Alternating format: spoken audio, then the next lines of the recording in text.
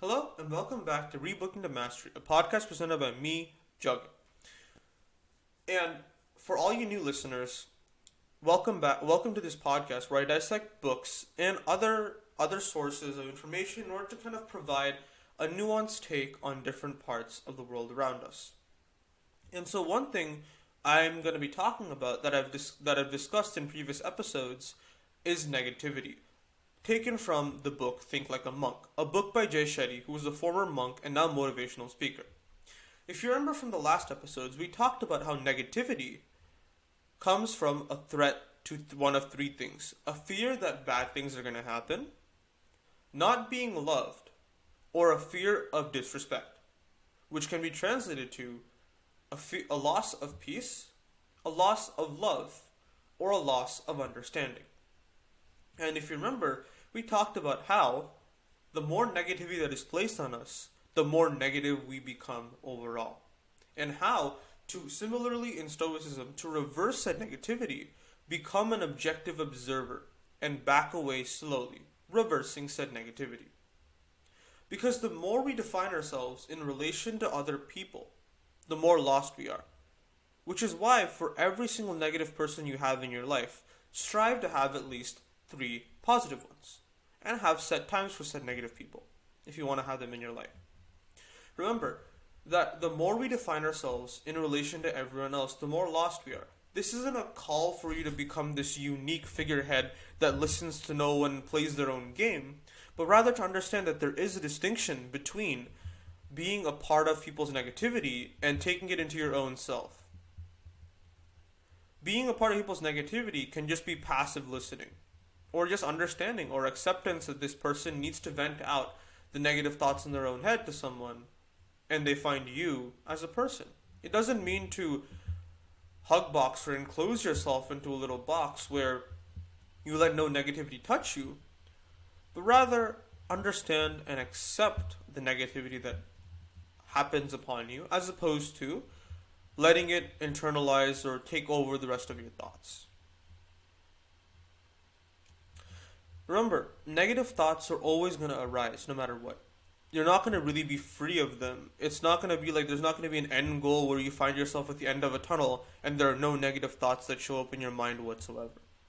Negative thoughts are part and parcel of life. They balance the positivity that you have. If you imagine the circle of a yin and a yang, even in all that light, there is a little sliver of black darkness. And you do require darkness in order to keep the light or appreciate what the light is. And darkness has its own benefits. So do not shun or consciously try to repress that negativity, because it does serve a purpose. It does serve a purpose in terms of you accepting who you are. But the difference is, negative thoughts, like I said, are always going to arise. But the amount they matter only depends on how much weight you give to them.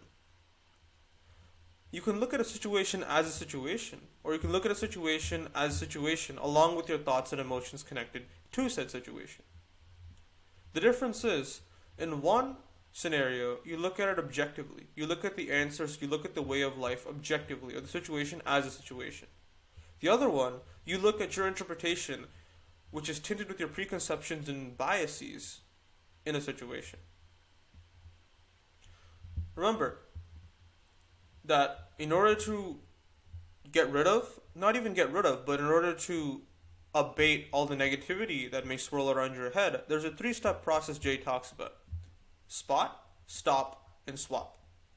Imagine you have a negative thought about a person, a coworker, a friend, or a situation that arises. First thing you should do, spot it. Understand that I am going through or having a negative thought in my mind at the moment.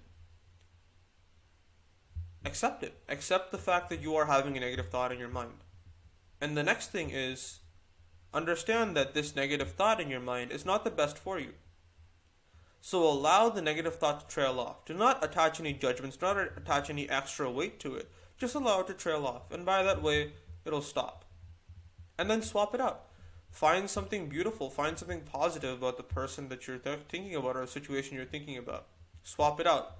And you will find the world lightens up.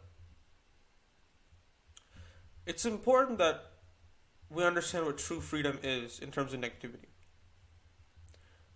A lot of us think that saying whatever we want, whenever we want to, or however we want to, is what we consider freedom. Freedom of speech, freedom of expression, freedom to illustrate whatever the hell you want to illustrate out to the rest of the world.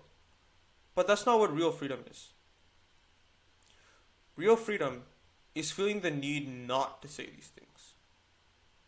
Real freedom is understanding that these thoughts are present, but not expressing them, because that gives you true freedom. It gives you the freedom of choosing what to express out loud, not simply expressing everything that comes to your mind. And there is a concept called mudita. Mudita is the principle of taking sympathetic or unselfish joy in the good fortune of others.